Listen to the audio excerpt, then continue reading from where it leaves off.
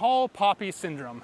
To explain it very simply, it's a situation where your society does not like it when people stick out.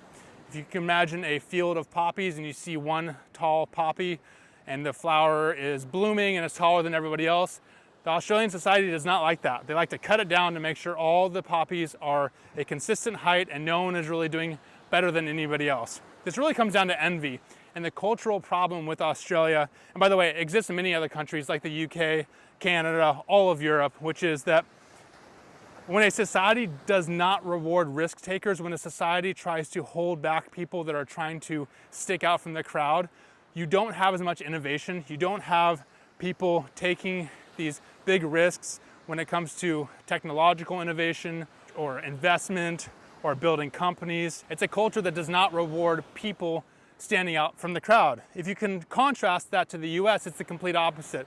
The US culture, in fact, is one reason to be bullish for the US for the very long run, is that the culture of the US rewards that. In fact, the US was built upon people leaving other countries, coming to the US to take risks. So it's ingrained in the fabric of US culture.